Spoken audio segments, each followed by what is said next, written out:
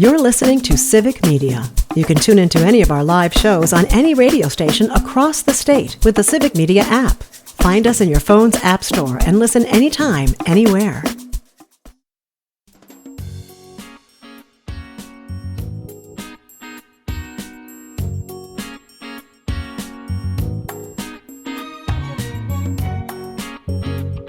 Live across Wisconsin on Civic Media, you're listening to Mornings with Pat Kreitlow, powered by Up North News.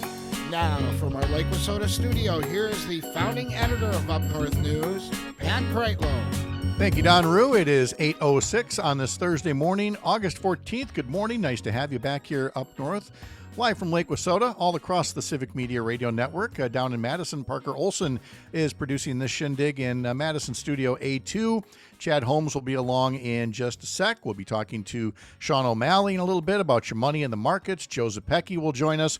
We'll talk about Bill Berrien's terrible, horrible, no good, very bad idea for what to do about concealed weapons in Wisconsin. That and more, all coming up along the way. And, of course, if you'd like to join us with your questions or comments, get over to that Civic Media app and use the text feature to send us a message, or use the voice note feature and record us a little voice note as well that we can listen to and perhaps play back on air a little bit later on as well. It's a busy day, as always, coming up across the Civic Media Radio Network. Matt Nair on Air follows us here from 9 to 11. Former U.S. Attorney Jim Santel joins Jane and Greg at 9:35. And then at 10:35, Paul Noonan, sports writer for the Acme Packing Company. On the Todd Alba Show at 2:35, John Miskowski, director of Wisconsin Public Television, and Sarah Ashworth, director of Wisconsin Public Radio, on the future of those outlets after the pending closure of the Corporation for Public Broadcasting. And on the Maggie Dawn Show from 4 until 6, we've got Nathan Hodek from the Office of the Commissioner of Insurance talking about Wisconsin flood insurance and what homeowners and renters need to know. And then at 4:30, Chandler Hill from the Center for American Progress will talk about crime data for 2024, numbers that were released just last week, and how it kind of gives up the goose on what exactly Donald Trump is trying to get accomplished in Washington, D.C. So much to cover here across the Civic Media Radio Network. And, of course, if you're listening up in the Wausau area at 98.9 WXCO for those local updates, you're going to hear the one, the only, Chad Holmes, who joins us now to talk about stories he's following up there, and maybe sports, too, because that's what he does. Chad Holmes, good morning. Good morning. Where's your burger? Did anybody make you a burger this morning for the Brewers' 12th win in a row? We don't have George Webb around here. No, we don't. We don't have him up here in the Chippewa Valley either. I thought somebody might try to piggyback on the publicity because, I mean, I saw an article this morning about the George Webb's PR people. They're like, you can't buy this kind of publicity. No. You know? All you had to do is make a prediction decades ago and let it ride. I mean, this was, again, I believe this was back in the Braves days when they were in Milwaukee. It was even pre-Braves when it was just a minor league team of the American Association. So, yeah, this goes way back. The Milwaukee Brewers of the American Association. That's right. Yes. Yeah, you know your sports stuff. So, did you know that the Milwaukee Brewers were a major league team, that they are now the Baltimore Orioles? I did know that, as a matter of fact. I knew you can throw. They used to be the Brewers, and they're the St. Louis Browns, and now the Baltimore Orioles. So I people do. learn here. I totally nerd out on that kind of franchise history. I know. You know, so the 12 in a row is cool. But I would not have been surprised, and here's why. I'm going to be slightly supernatural here. I can just envision Bob Uecker when we got to the 11-game win streak originally, and then everybody's all anticipating, the free burgers, and then they lost that 12th game, and you can just envision you going, ha, fooled you. Okay, I can't. Here's 12. Here's an actual 12-game winning streak. It's got that Uecker magic all over it. It is just insane what this team is doing. I don't know if I said this to you. I said it to somebody on the show. You obviously have been probably following me a little longer than I have, but I've been following the Brewers for almost 50 years, and there's never been a team like this one. No. Because when they've had really good teams in the past, I think there was a little bit of an expectation, or that you could see it coming in some way. But when you started this year off with the way it, number one, they were just a little bit, you call it thinner. Yes. I mean, you lose Willie Adames and stuff like that.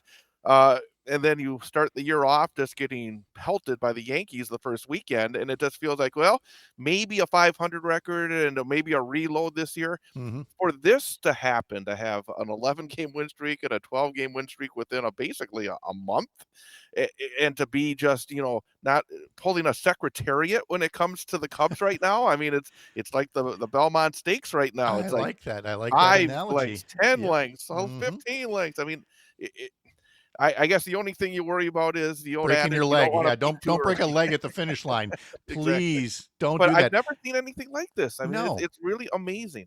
And the karma, if you will, that extends outside of it. Craig Counsell jumping ship, and even though he's doing a good job, the Cubs have a good record, but is now watching his former team. Aaron Savali asking for a trade. All right, we'll send you to the White Sox and get Andrew Vaughn, who is now overproducing. Devin Williams going to the Yankees, and he is not having fun in New York. His numbers are not good with the Yankees. So it's the people that wanted to stay here and put in the work that are making things happen. So the Brewers have an off day. They are heading to Cincinnati for a 3-game series. Coverage of the pregame tomorrow at 5:05 on several Civic Media stations. And a reminder, tomorrow is Free Ticket Friday, where you can win a game to a Brewers game in the coming days. I think I mistakenly said next week, but next week they're going to be at Wrigley Field. 5 games in 4 days. That's going to be a brutal stretch, perhaps. It's basically it's as compelling as it gets for a baseball fan. You're not going to want to miss this Brewers Cubs series. It could spell, it'll tell you exactly how the whole late season's going to go at this point. The way I look at it is, it's sort of like being at the tables at the casino. And when you're hot, you don't go anywhere. So No. it's a good time to be there for 5 games, and let's just keep rolling and see if this hot streak continues. Yeah. Let's keep it on sports for a sec here, because Mike Clemens, folks just heard him now reporting from Indianapolis, and the Packers are having a joint practice with the Indianapolis Colts today, and then playing a little preseason game Saturday afternoon in Indianapolis. These joint practices, are these things that have you ever covered, like training camp for any of this, or are you specifically, more focused on the high school sports up around there? I basically are focused on the high school sports, and it reminds me of what high schools have done forever. Is actually tomorrow, because next week is the season opener for high school football around here. Tomorrow, teams all get together for scrimmages.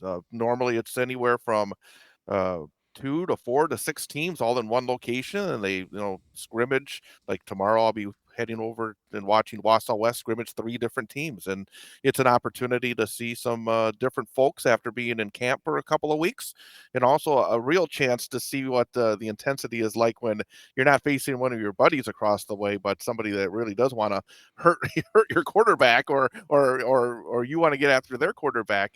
But I think in what I've been reading here in terms of the last couple of years, that these practices are where the coaches really get an idea about these players, as opposed to the preseason game. Mhm. Because in this case, you'll see ones-on-ones a little bit more, and opportunities for guys to maybe step up and make impressions in a way that you don't see during the preseason game. In fact, I had not watched a Packer preseason game for a couple of years until last Saturday, and it's like, I'm gonna sit down on a Saturday evening, get on the couch in front of the TV. I'm going to watch some of this. How'd that work game. out? Boy, that was a mistake. That's what I'm hearing. But It just it's don't. really funny. I was Mhm. talking to one of the assistant coaches over at one of the high schools I covered the other day, and kind of brought up the Packer game, and he said, "Well, I was going to watch the game, but our cable, our internet, which connects to the cable, went out." Mhm. Late Saturday afternoon, didn't come back until around midnight Saturday night, so he missed the entire game, and in the end, it was like the greatest internet outage that we've ever seen in our lives, Yeah. because it was that bad. It was that bad. I know. All right. Well, let's turn away from sports here and let folks know. We're going to do a pop quiz on Chad Holmes here for a sec about the history of WXCO, because I'm going to tell you that next Wednesday, I will be at WFHR in Wisconsin Rapids, where they will be celebrating the station's 85th anniversary. And so we'll be talking a bit about the history of radio in Wisconsin Rapids.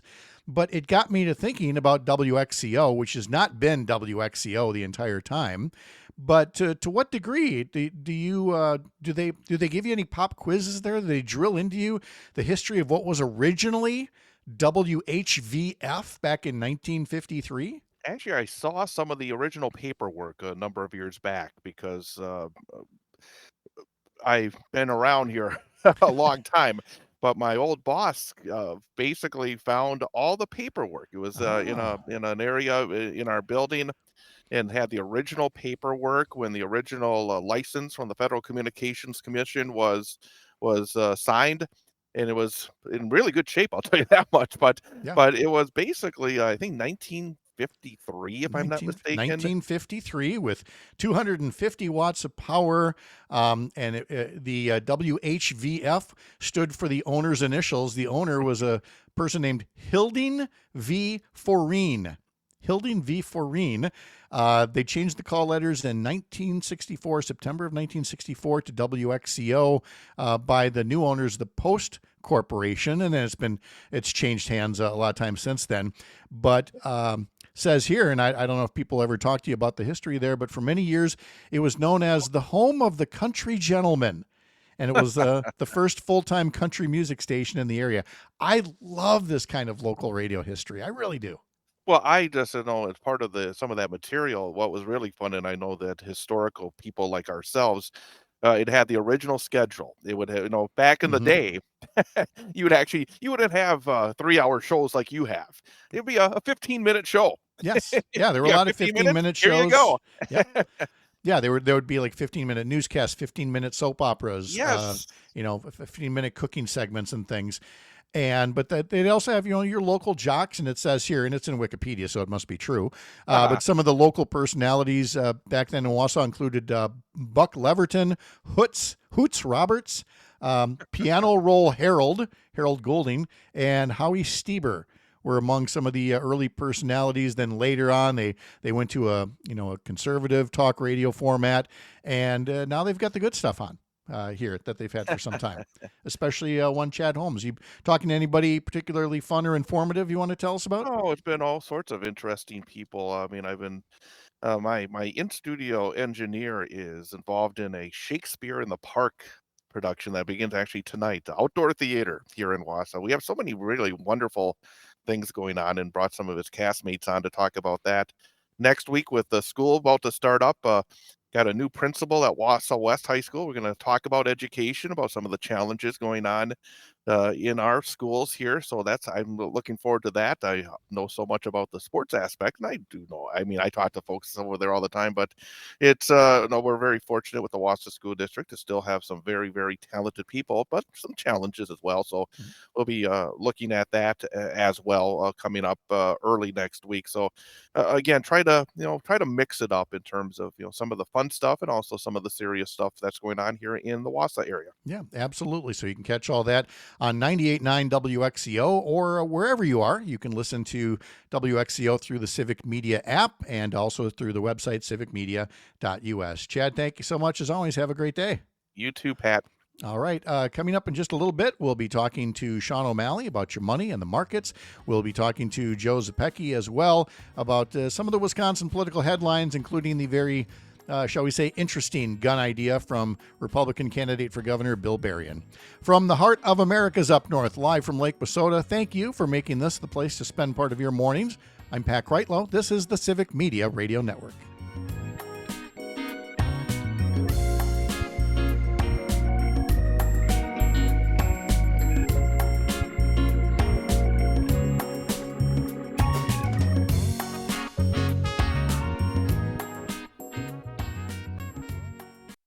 You're listening to Civic Media. Stay up to date on the latest news and information for your local community and Wisconsin by signing up for our free email newsletter. Visit civicmedia.us/email to get started.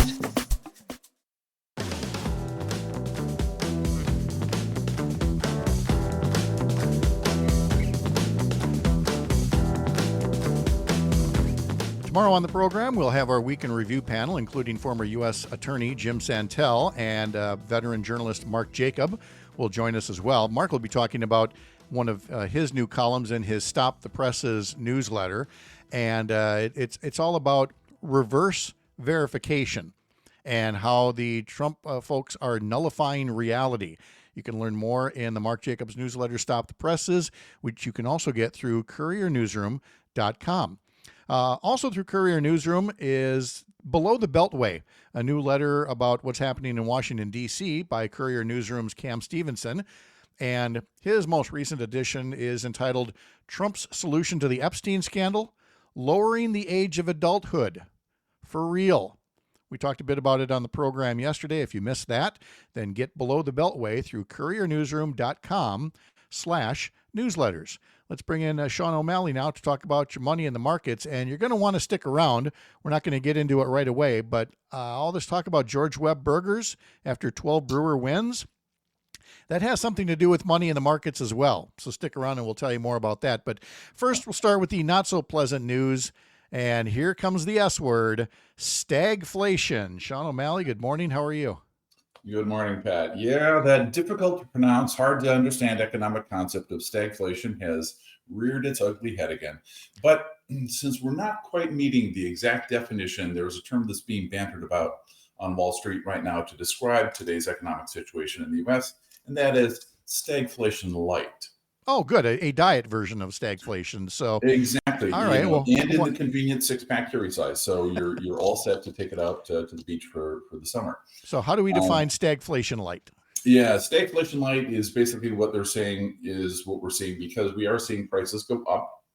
We are seeing economic activity go down, and we're also seeing the number of jobs being created going down. It hasn't really manifested itself enough to quite meet the formal definition of stagflation. So they're using the term stagflation light to describe the situation. And is there much of a differentiation between that versus what you would simply call a recession? Recessions are typically not nearly as severe. That's typically a downturn in economic activity that also has inflation in many cases going down. And then economic activity returns again. So recession is really just GDP going down. Stagflation is GDP going down, prices going up. So it really is a way to have like the most unfortunate circumstances possible for the American public. And what we're seeing with this one is the added benefit of a really soft jobs market. So it is not a fantastic time, economically speaking, to be an American. Well, and when we went through the original stagflation, late 70s, especially the early 80s, and getting out of it was painful. Yeah. A story we don't have time to get into now, but, eventually we came out the other side, and you would think that we would have learned all of those lessons. But again, we're going back more than 40 years now. But the way I'm framing it here is you almost have to work hard to screw up an economy so bad that we end up staring at stagflation again. But it looks like we have managed to create those conditions here in America once again. Yeah, basically what they're doing is, again, following the Smoot-Hawley Tariff Act playbook from the Great Depression, so almost a century ago, and seeing if that can now create stagflation instead of a depression. We'll see what happens. Yeah. Look, again, what you said, what they're trying in the Trump administration was what they tried 100 years ago. And interestingly enough, it's what I believe it was John Quincy Adams was trying 100 years before that. And it seems like it's every 100 years when all the people are dead who could have told you don't do that thing, is they're trying to do that thing again, which includes this heavy reliance on tariffs. Tell us about this Goldman Sachs new study on who really bears the cost of these tariffs.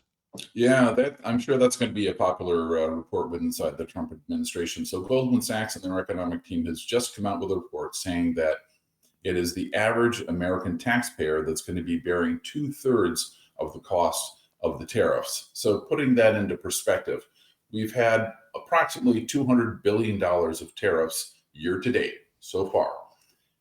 Given the size of the labor force, that means that of that $133 billion that's going to be borne by the average American taxpayer, that equates to about $1,000 per American worker that will have paid in additional monies, additional Trump tariff taxes so far this year. so far this year. And of course that just leads to, again, more financial pressure on people, and personal Chapter 7 bankruptcies are another indication of what this year's been like so far, right? That's correct. We're seeing a 15% increase versus last year's Chapter 7 bankruptcies. They're up substantially. I think there's definitely, some concern. We're seeing a lot of pressure. There's a lot of economic pressure. There's the slowdown in jobs, and there are the increases in prices. So naturally, what happens? You have people having to go Chapter 7 bankruptcy because they can no longer afford to, pay the debt service that they have on their credit cards, on their, mortgage loan, on their car loan. It just becomes too much. And the only way they can get out of it is to go through a Chapter 7 bankruptcy. I mean, again, you can look at all the indicators you want, but personal bankruptcy seems to be pretty high on the list. If that one's not looking good, you might want to rethink the course that you're taking here. Sean O'Malley is talking to us about your money in the markets, and you'll want to stick around because when we come back, we're going to talk to Sean about free burgers through George Webb, with the Brewers winning 12 games in a row. There's a lot of free publicity that George Webb gets, but there is a price to be paid as well in terms of today's economic conditions. And then Joe Zepecki will join us, and we will talk about Republican candidate for governor, Bill Berrien, and his latest thoughts on gun safety and maybe less safety. Is that a tenable political position? That's coming up. I'm Pat Kreitlow. This is the Civic Media Radio Network.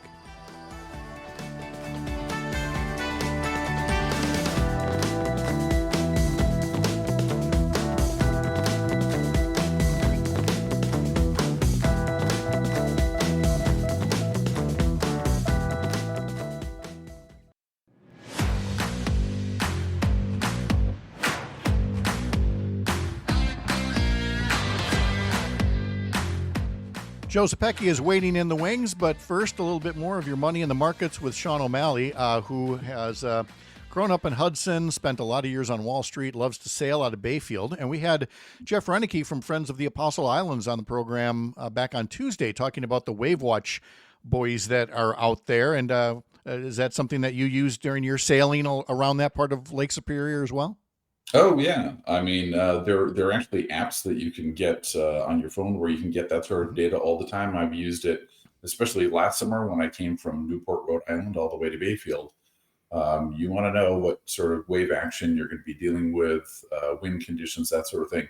So there's a whole map that you can get, and you can pick a particular buoy, and it will tell you what sort of conditions it's seeing, what the wave heights are approximately, and some information about the wind as well. It's like a Waze for waves, virtually. It is very helpful to know what you're going to be going into and how serious it is. Yeah, I don't doubt that for a moment. Producer Price Index is out. What can you tell us about that and how the markets are reacting? Yeah, the markets aren't liking it. Producer Price Index came in higher than expected. Shouldn't have been that much of a surprise after the core CPI number on Tuesday came in again higher than expected.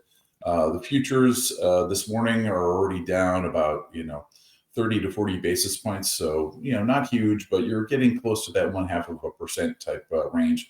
We'll see what happens when the markets open here very shortly. And what can you tell us about speaking of prices and the economy overall? We've talked a lot about George Webb, that burger chain in Southeast Wisconsin, getting all kinds of publicity they don't have to pay for these free burgers, but the free burgers don't come free to them. They certainly do not. I mean, congratulations to the Brewers winning 12 games straight, reminding me of the streak the Twins had back in 1987, for those of us old enough to remember that. And but yeah, there's going to be a bit of an impact to give all Milwaukeeans a free hamburger, because beef prices have gone up 11.3%. So far this year. So that's going to jack it up a little bit. And that's largely due to the fact that we are dealing with the smallest beef herd in the United States in 75 years. Wow. That's largely climate change driven. It's the droughts that are making it more expensive to raise cattle. So probably makes the burgers more popular, knowing what people know about how much beef prices are in the grocery store. Yeah, demand continues pretty much unabated. So, America still loves its burgers. And so the price is moving since the quantity is not dropping. Yep, makes total sense. Sean O'Malley, hey, thank you very much. Hope you get back on the boat soon. We'll talk to you a little later. Thanks much, Pat. Have a good day. You bet. 8:38 now. Let's bring in Joe Zepecki for the more positive end of the Brewers winning streak. Are you getting in line later today or sometime to get your free hamburger from George Webb? Not today. I think they said they would announce at noon today, Okay. and it is likely to be sometime next week. Mm-hmm. So I am certainly hopeful that the hours will work for my schedule. I don't doubt you'll find a way to make it work. Because is that one of the Jacob Mizorowski T-shirts that they were giving away last Sunday? It is. Someone who loves me went to the game while I was on a little trip with my boys and snagged a shirt for me. Oh, that was awfully nice.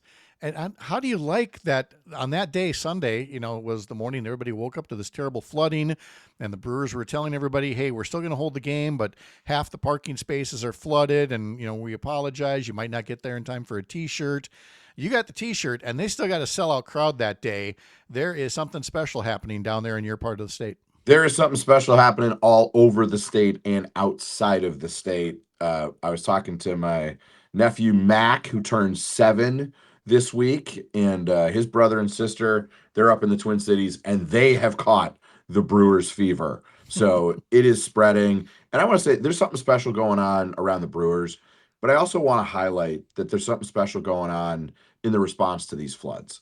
Neighbors helping neighbors, people pitching in and helping out and being understanding, that is the best of community and a reminder that we are not individual elements just trying to figure it out on our own. We're a community and people rallied. We see people helping their neighbors clean out their basements and get stuff to where it needs to be. So I just want to recognize that because it's really easy in these kind of crisis-like situations to just focus on the 30,000 foot, this is about climate, and what's the public policy response going to be?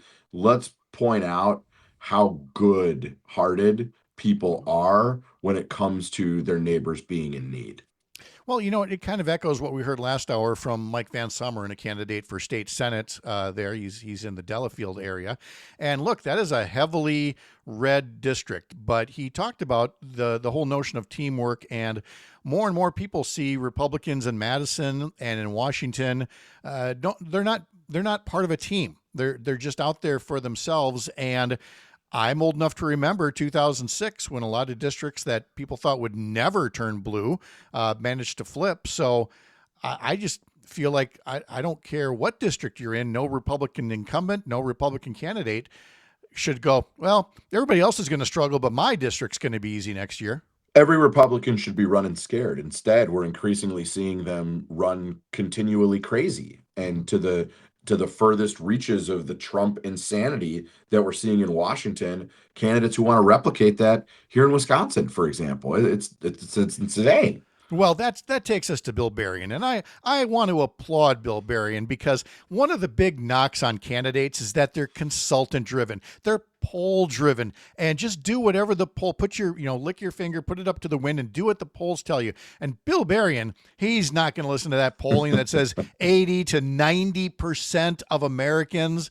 want better gun safety measures. He's out there telling folks, I want to get rid of concealed carry altogether. You've got your concealed carry permit. It's called the Constitution. And that he wants more guns in school zones, more guns on the street. You can't accuse this guy of being poll-driven if he's going to pick something that stupidly unpopular. No, and here are the Wisconsin numbers based on the Marquette University Law School poll. So 69% of Wisconsinites support the current law, which requires licenses and trainings to have a concealed carry permit. 82% of voters oppose the idea of getting rid of that way of doing concealed carry permits. And so, but this isn't about popularity. This is about Bill Berrien trying, probably in vain, to win the endorsement of Donald Trump because he's got a Nikki Haley problem. He's got a COVID response criticism problem when it comes to Donald Trump. And so he needs to figure out what are the issues where I can go full chaos, full MAGA.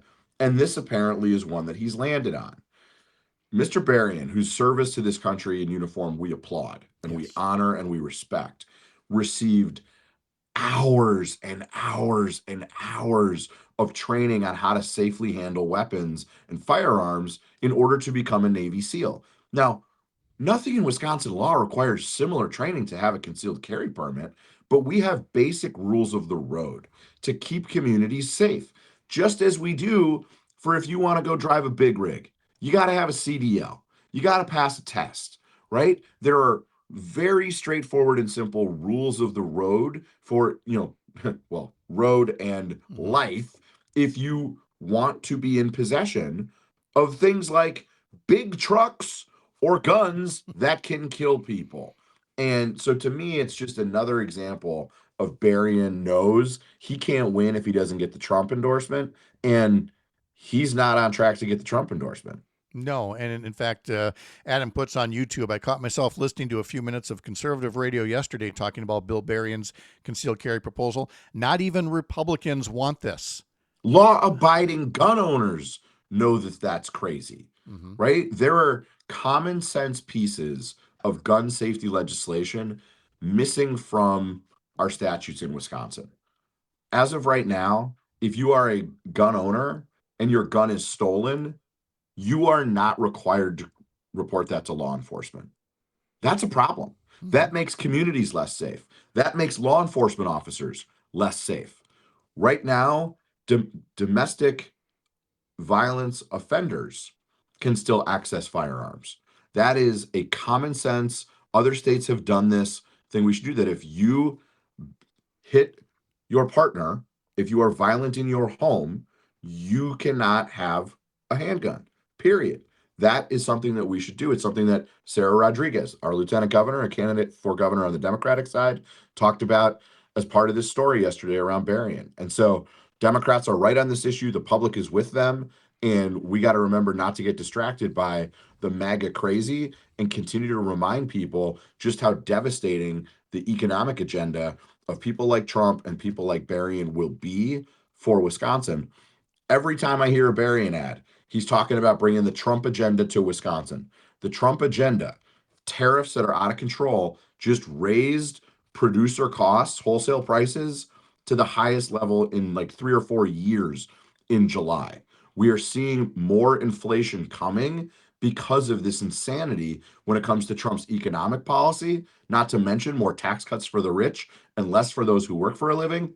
And what does Berrien say? Yeah, let's sign Wisconsin up for more of that. Come on. From on the text line from Troy in Mount Horeb, CDL holder here. I can attest to the licensing.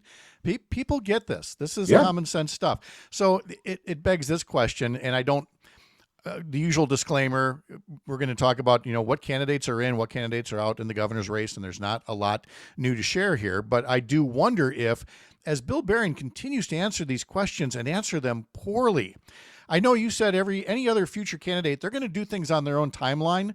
I almost wonder if one of the things on their timeline is, oh my God, this guy, this is my opportunity now to show that I'm a better candidate than this guy.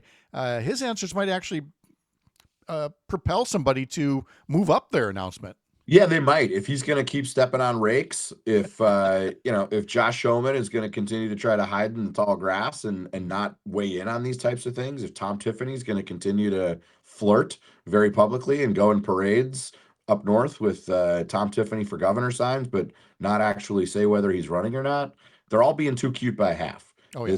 And people are not going to respond well to that. Right. Well, and look, I have said I don't think Congressman Tom Tiffany is going to run. I think he's very comfortable there.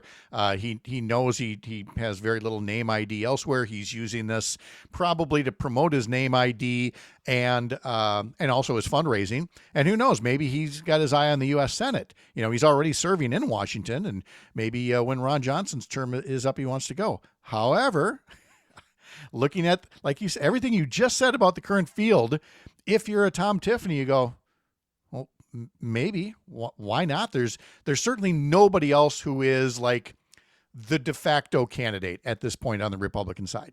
No, there isn't. And my message to Mr. Tiffany would be, sir, I'm concerned about your safety. It sounds like Washington, D.C. is very unsafe. And so why not come back to Wisconsin and serve as governor? Yeah, so go ahead, run. I think that could be a lot of fun. Joe Zepecki is with us here. A local update is next for some of you. Others will have some final news and notes here from Lake Wissota. And a reminder that tomorrow we will have our Week in Review panel here, along with Mark Jacob and former U.S. Attorney Jim Santel will be here as well. No Kristen Lyerly tomorrow, but she will be in here on Monday to talk all about her field trip to Peru and the international conference that she's attending for other docs like herself. So listen for that come Monday. We'll pause here. And again, for some of you having a local update, we'll see you back here 6 a.m. tomorrow morning here up north. I'm Pat Kreitlow. This is the Civic Media Radio Network.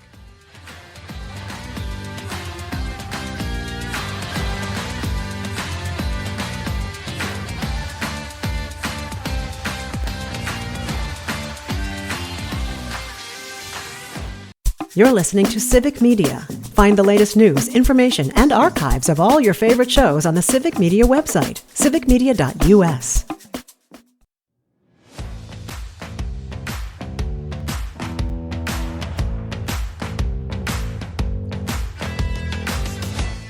Tomorrow is another Free Ticket Friday, so get that Civic Media app, listen for keywords throughout the day, text that keyword to us through the app, and be in a statewide drawing for Brewers tickets to a game late next week.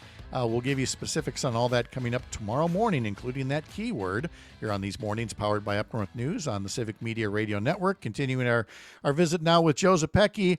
And look who showed up now after his dentist appointment. He couldn't be with us an hour ago as scheduled, but his pearly whites are here. He's got his toothpaste. He's got his little tiny tube or his little toothbrush and his tiny tube of toothpaste. Todd Alba, boys and girls, is here as well. Did you pass the inspection? I passed, no cavities, so I'm very happy about that. Okay. Yeah. Well, good. So I apologize for being late, but now I get to hang out with the great Joe Zepecki, so my day is complete. Exactly. So we've got that going. And actually, I can get your thoughts on the question I'm about to ask Joe first.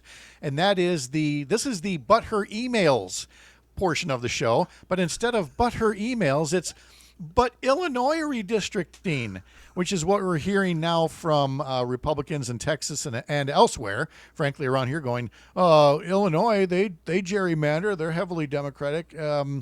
Joe, there's a bit of a difference here, isn't there? There is. This is the middle of a decade. And rather than try to sell the economic bill that the Trump administration and MAGA Republicans in Congress just passed, which will make your health care cost more, will lower your net worth if you make less than $60,000 a year, while giving massive handouts to billionaires and super millionaires, they're saying, let's just change the rules of the game, right? It's easier to do that than to try to make this dog hunt when it comes to popularity among the voters. And so they don't think the rules exist or apply to them. They think they can just do whatever they want anytime they want. And this is bad. It's not good that Illinois gerrymanders. We should be for independent, nonpartisan redistricting commissions in every state. And Democrats, whether it's in California or Illinois, are not going to let Republicans rig the 2026 elections because their agenda is unpopular. That's not how this works. Todd, you have a unique perspective, and you may not necessarily agree entirely with this take, but I want your perspective because you were in the room when redistricting was talked about by Wisconsin Republicans in 2011, and you found it very distasteful, and you've explained many times why. So with that bit of experience, how does that shape your opinion of what's happening in Texas? Well, I think I agree pretty much with Joe that what's happening in Texas is appalling. It's not the normal cycle, and it's being done for direct partisan purposes at the political genuflecting of Donald Trump. I mean, he doubled down on the record and said, yeah, I asked Abbott to do this in Texas. So, yeah, I mean, certainly I've been in the room and seen Republicans do it. I do think it's noteworthy. I mean, again, I wish we had more Democrats like Joseph Pecky because, I mean, he just did the exact right thing. Yeah, Democrats do it too in Illinois. Doesn't make it right, but what's happening in Texas is different and worse. That's all I think most people are looking for. That's why I think the Illinois Governor Pritzker is exactly the wrong person to be talking about this, the lead person. He was on Late Show with Colbert last week, and Colbert held up the map, I believe, I'll stand corrected, by I think 2 of the worst gerrymandered districts congressionally in America are Democratic districts in Illinois. And Colbert's like, what about this? And instead of just doing what Joe did and said, yeah, you know what, I'm going to try to work on our state to make this right, doesn't make it right, and then move on, he makes a joke about, we'll let our kindergartners draw maps in Illinois. The late, great Democratic State Senator Tim Cullen used to say, Todd, both sides have done this. It doesn't make it right. And that's why I worked in a bipartisan manner with my former boss, Dale Schultz, to get something done in Wisconsin about it. So, yeah, I think we have to say that both sides do it. But what's happening in Texas is different. It's for direct partisan purposes. And I'm really torn on this. I mean, I'm pretty much a person that just wants fair maps. But I also think there's something to be said that if Democrats just clutch their pearls and go, oh, no, once this is gone, it's gone. And I think that Democrats like Newsom have to at least play the arms race with this thing and at least threaten. And it's a game of poker. At least act like you're going to do it, because if this goes through in Texas, I don't know how Democrats get it back, and I don't know how we get democracy back. No, and it puts a lot of pressure on people like Joe, who you've advised, many candidates over time. So, genuine question to you. If you were advising Wisconsin legislative Democratic candidates, would you be telling them to go one way or the other? Two wrongs don't make a right. We should embrace, independent, nonpartisan redistricting, or should it be, nope, you should tell people that we should absolutely do this. This is warfare. Don't bring a knife to a gunfight. How do you advise legislative candidates this year about something that's become so toxic? You tell people to be for what they are for. And in the case of Wisconsin, because we have split control, a Democratic governor and a Republican legislature at the moment, there's not going to be any changes, not via the courts, not via the regular order before 2026. And I do think this is sort of an immediate arms race ahead of the 2026 election cycle. I don't think even Republicans in 2028, 2 years before the next regular census, I don't think this is going to be an issue in 2028 and 2029. And it shouldn't be. So Democrats running in Wisconsin should be for fair maps and a better process to get there. Full stop. There you go. Appreciate the answers from both of you there. And Todd, I appreciate you dropping in after the dentist. Did you actually say you enjoy these cleanings from the hygienist? I have a very good hygienist. She does a great job. There's no pain. And no pain? Honestly, no, there's no pain. I feel like I'm watching an episode of The Addams Family and Uncle Fester's putting his finger in a light socket because it makes you feel good. This is a first for me. We're going to explore this further sometime, Todd Alba. I'm glad you're back safely. I look more and more like Fester these days. No blood pouring out of your mouth or anything. This is great. No. Thank you, Todd. Thank you, Joe. Appreciate it so much. Thanks, guys. Go Brewers. Go Brewers. Have a great day. Thanks to all of you for joining us as well. Join us tomorrow for our Week in Review panel. And remember, sign up for our newsletters. Head over to upnorthnewswi.com. Click subscribe up in the top banner. I'm Pat Kreitlow, founding editor of Up North News, part of Courier Newsroom, a pro-democracy newsroom. Go to couriernewsroom.com to read much more about all that we do. Enjoy the rest of your Thursday. We'll see you Friday, 6 a.m., bright and early here up north.